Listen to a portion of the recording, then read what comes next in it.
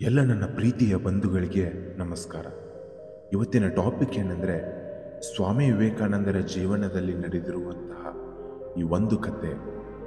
ಸ್ವಾಮಿ ವಿವೇಕಾನಂದರ ಬುದ್ಧಿವಂತಿಕೆ ಮತ್ತು ಅವರಲ್ಲಿರುವ ಧ್ಯಾನದ ಶಕ್ತಿ ಇಡೀ ಜಗತ್ತೇ ಅವರನ್ನು ಗೌರವಿಸುತ್ತೆ. ಹಲವಾರು ವ್ಯಕ್ತಿಗಳಿಗೆ ಸ್ವಾಮಿ ವಿವೇಕಾನಂದರು ಸ್ಫೂರ್ತಿಯಾಗಿದ್ದಾರೆ. ನಾವು ನಮ್ಮ ಜೀವನದಲ್ಲಿ ನಮ್ಮ ಇನ್ಸ್ಪಿರೇಷನ್ ಯಾರು ಅಂತ ಕೇಳಿದಾಗ ನಾವು ಅನೇಕರ ಹೆಸರು ಹೇಳ್ತೀವಿ. ಮುಖ್ಯವಾಗಿ ಅಬ್ದುಲ್ ಕಲಾಂ, ಲಾಲ್ ಬಹದ್ದೂರ್ ಶಾಸ್ತ್ರಿ, ಸುಭಾಷ್ ಚಂದ್ರ ಬೋಸ್, ಭಗತ್ ಸಿಂಗ್, ಎಲಾನ್ ಮಸ್ಕ್ ಮುಂತಾದವರ ಹೆಸರನ್ನು ಪ್ರಸ್ತಾಪಿಸುತ್ತೇವೆ. ಆದರೆ ಈ ಸಾಧಕರಿಗೆ ತಮ್ಮ ಇನ್ಸ್ಪಿರೇಷನ್ ಯಾರು ಅಂತ ಕೇಳಿದಾಗ ಅವರಿಂದ ಬಂದಂತಹ ಉತ್ತರವೇ ಸ್ವಾಮಿ ವಿವೇಕಾನಂದರು ಅಂತ. ಡಿಯರ್ ಫ್ರೆಂಡ್ಸ್, ನಾವು ಹೆಚ್ಚಾಗಿ ಐನ್ಸ್ಟೈನ್ ಬಗ್ಗೆ ಕೇಳ್ತಾ ಇರ್ತೀವಿ. ಇವರ ಮೆದುಳು ಬಹಳ ಚುರುಕಾಗಿತ್ತು ಅಂತ. ಆದರೆ ವಿವೇಕಾನಂದರ ಮೆದುಳು ಐನ್ಸ್ಟೈನ್ ಅವರಿಗಿಂತ 3 ಪಟ್ಟು ಚುರುಕಾಗಿತ್ತು ಅಂತ ವಿವೇಕಾನಂದರ ಜೀವನ ಚರಿತ್ರೆಗಳಲ್ಲಿ ಉಲ್ಲೇಖವಾಗಿದೆ. ಶ್ರೀ ಸ್ವಾಮಿ ವಿವೇಕಾನಂದರು ಮನುಷ್ಯನ ಜೀವನಕ್ಕೆ ಬೇಕಾಗಿರುವ ಸ್ಫೂರ್ತಿಯ ಕಥೆಗಳಲ್ಲಿ ಈ ಒಂದು ಕತೆ ಹೆಚ್ಚು ಮಹತ್ವವನ್ನು ಪಡೆದಿದೆ. ಈ ಕತೆ ಒಬ್ಬ ಸಾಧು ಮತ್ತು ಸ್ವಾಮಿ ವಿವೇಕಾನಂದರ ನಡುವೆ ನಡೆದ ಒಂದು ಘಟನೆಯಾಗಿದೆ. ಸ್ವಾಮಿ ವಿವೇಕಾನಂದರು ಒಂದು ನದಿಯ ಪಕ್ಕದಲ್ಲಿ ಬರುತ್ತಿರುವಾಗ ಒಬ್ಬ ಸಾಧು ನೀರಲ್ಲಿ ಯಾವುದೋ ಒಂದು ಕೆಲಸದಲ್ಲಿ ನಿರತನಾಗಿರುತ್ತಾನೆ. ಆವಾಗ ವಿವೇಕಾನಂದರು ಸ್ವಾಮೀಜಿಯವರ ಬಳಿ ಹೋಗಿ ಈ ವಿದ್ಯೆಯನ್ನು ಕಲಿಯಲು ನಿಮಗೆ ಎಷ್ಟು ವರ್ಷ ಬೇಕಾಯಿತು ಅಂತ ಕೇಳುತ್ತಾರೆ.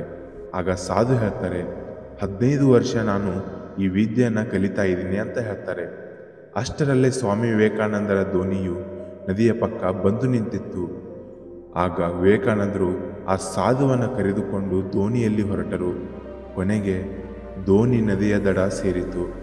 ಆಗ ವಿವೇಕಾನಂದರು ತಮ್ಮ ಜೇಬಿನಲ್ಲಿದ್ದ 1 ರೂಪಾಯಿಯನ್ನು ನಾವಿಕನಿಗೆ ಕೊಟ್ಟರು. ಅಂದರೆ ಒಬ್ಬರಿಗೆ 50 ಪೈಸೆ. ಆಗಲೇ ಸ್ವಾಮಿ ವಿವೇಕಾನಂದರು ಸಾಧುವಿಗೆ ಹೇಳ್ತಾರೆ, ಯಾವ ಕೆಲಸ 50 ಪೈಸೆಯಲ್ಲಿ ಮಾಡಬಹುದಿತ್ತೋ ನೀವು ಆ ಕೆಲಸವನ್ನು 15 ವರ್ಷ ಮಾಡಿ ಅಮೂಲ್ಯವಾದ ದಿನಗಳನ್ನು, ತಿಂಗಳುಗಳನ್ನು, ವರ್ಷಗಳನ್ನು ವ್ಯರ್ಥ ಮಾಡಿಬಿಟ್ಟರಲ್ಲ ಎಂದು. ಇದೇ ಕೆಲಸವನ್ನು ನೀವು ಜನರ ಲೋಕ ಕಲ್ಯಾಣಕ್ಕಾಗಿ ಮಾಡಿದ್ದರೆ ಇವತ್ತು ನಿಮ್ಮನ್ನು ಇಡೀ ಜಗತ್ತೇ ಗುರುತಿಸುತ್ತಿತ್ತು. ನಾನು ಜನರಿಗೋಸ್ಕರ ಮಾಡಿದ್ದಕ್ಕೆ ಇಡೀ ಜಗತ್ತೇ ನನ್ನನ್ನು ಗುರುತಿಸುತ್ತಿದೆ. ವಿವೇಕಾನಂದರ ಮಾತನ್ನು ಕೇಳಿದ ಆ ಸಾಧು ನೀರವ ಮೌನವಾಗಿ ಬಿಡುತ್ತಾರೆ. ಆಗ ವಿವೇಕಾನಂದರು ಹೇಳ್ತಾರೆ, ನೀವು ಮಾಡಿದ ಸಮಯದ ವ್ಯರ್ಥವೇ ಮುಂದಿನ ಪೀಳಿಗೆಯ ಜನರು ಹಲವಾರು ತಂತ್ರಜ್ಞಾನಗಳ ಬಳಕೆಯಿಂದ ತಮ್ಮ ಸಮಯವನ್ನು ಹಾಳು ಮಾಡಿ ತಮ್ಮ ಅಮೂಲ್ಯವಾದ ಜೀವನವನ್ನು ವಿನಾಶಕ್ಕೆ ತಂದುಕೊಳ್ಳುತ್ತಾರೆ. ಯಾರು ಸಮಯಕ್ಕೆ ಮಹತ್ವ ಕೊಡುತ್ತಾರೋ ಆ ಸಮಯ ಅವರನ್ನು ಒಂದಲ್ಲ ಒಂದು ದಿನ ಆಕಾಶದೆತ್ತರಕ್ಕೆ ಬೆಳೆಸುತ್ತದೆ.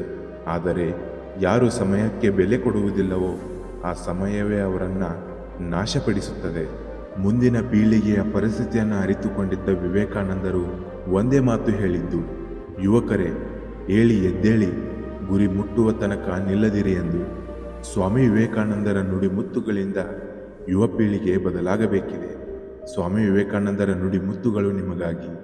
ಈ ಕತೆ ನಿಮಗೆ ಇಷ್ಟವಾಗಿದ್ದರೆ ನಮ್ಮ ಯೂತ್ ಮೋಟಿವೇಶನ್ಸ್ ಕನ್ನಡ ಚಾನೆಲನ್ನು ಲೈಕ್ ಮಾಡಿ, ಸಬ್ಸ್ಕ್ರೈಬ್ ಮಾಡಿ ಹಾಗೂ ಬೆಲ್ ಐಕಾನ್ ಮೇಲೆ ಕ್ಲಿಕ್ ಮಾಡಿ. ಧನ್ಯವಾದಗಳು. ಜೈ ಹಿಂದ್, ಜೈ ಕರ್ನಾಟಕ ಮಾತೆ. ನಾನು ನಿಮ್ಮ ಅಕ್ಷಯ್, ಸೈನಿಂಗ್ ಆಫ್.